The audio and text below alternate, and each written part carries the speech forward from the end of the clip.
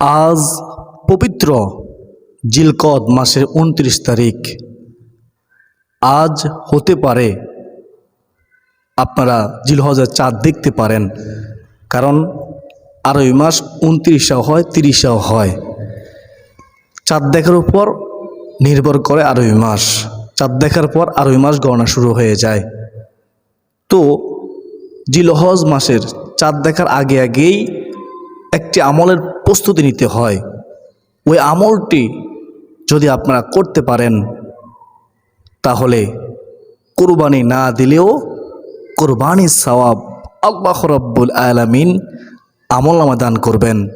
যাদের সামর্থ্য নাই কুরবানি দেওয়ার, তাদের জন্য সুবর্ণ একটা সুযোগ।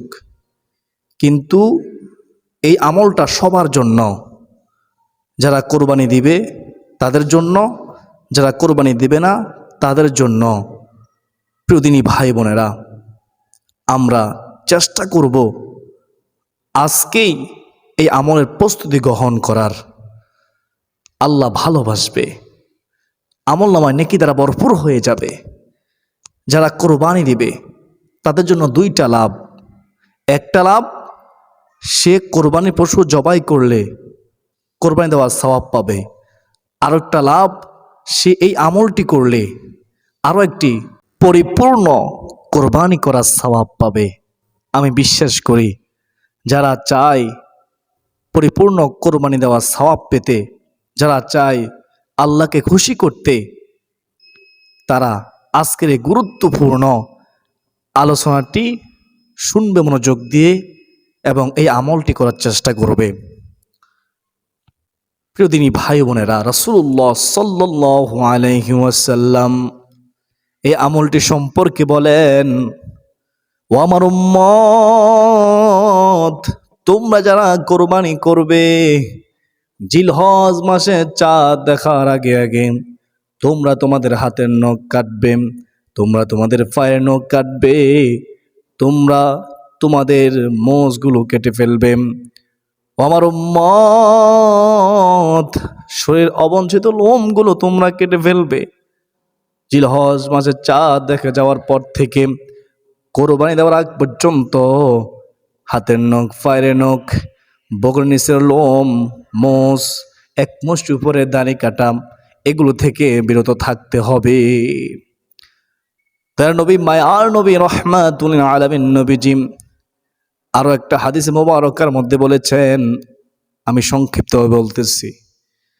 একজন সাহাবী এসে একটা পশুর বর্ণনা দিল যে আমার কাছে এরকম এরকম একটা পশু আছে, আমি ওই পশু দিয়ে কোরবানি করব কিনা।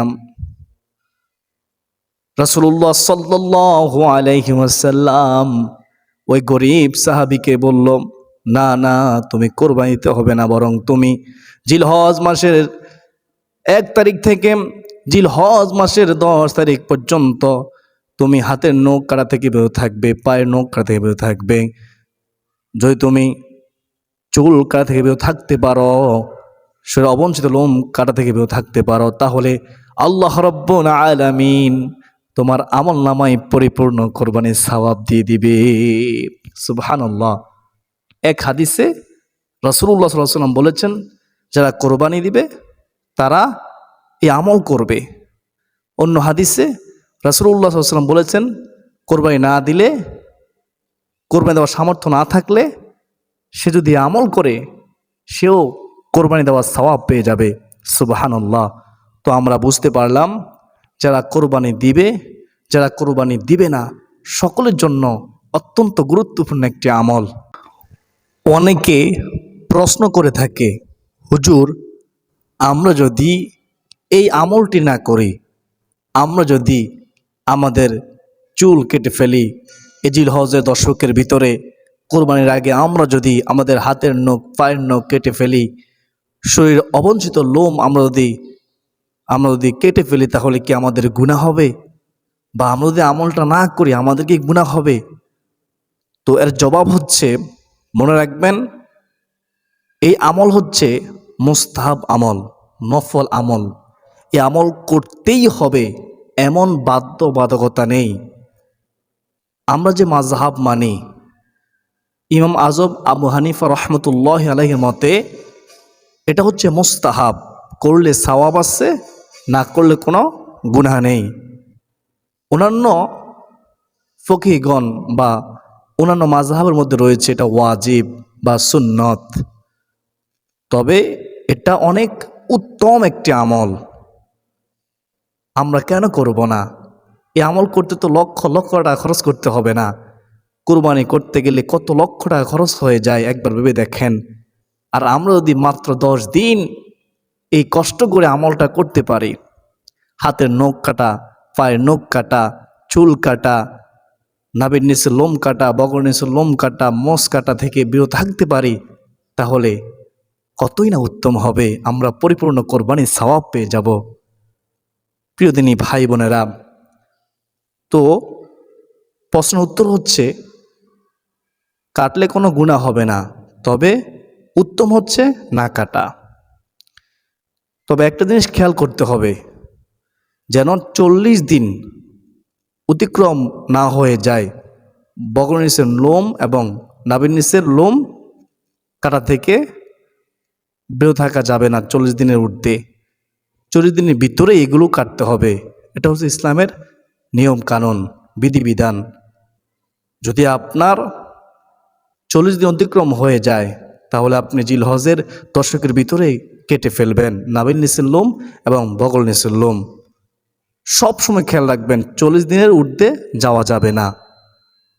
আল্লাহ তাআলা আমাকে, আপনাকে, আমাদের সবাইকে এই গুরুত্বপূর্ণ মুস্তাহাব উত্তম আমলটি করার তৌফিক দান করুন। সকলে বলি আল্লাহুম্মা আমিন। আজ সোমবার 29শে জিলকদ। মনে রাখবেন, চাঁদ দেখার পর থেকে 2.5 মাস গণনা শুরু হয়ে যায়। তো আজকে চাঁদ দেখা যেতেও পারে, তাই এখন থেকে প্রস্তুতি নিন, তা না হলে আপনি এই আমল থেকে বঞ্চিত হবেন। যদি আজ সন্ধ্যায় চাঁদ দেখা না যায়, তাহলে পরের দিন চাঁদ দেখা যাবেই যাবে, কেননা 30 দিনের উপরে মাস হয় না, হয় 29 না হয় 30। এটা মনে রাখবেন। প্রিয় দিনী ভাই বোনেরা, রোজা রাখবেন 9টি রোজা, জিলহজের 1 তারিখ থেকে 9 তারিখ পর্যন্ত। কেন রাখবেন? হাদিসে মুবারকার মধ্যে রয়েছে রাসূলুল্লাহ সাল্লাল্লাহু আলাইহি ওয়াসাল্লাম রাহমাতুল লিল আলামিন নবীজি 4টি আমল কখনো ছাড়েননি।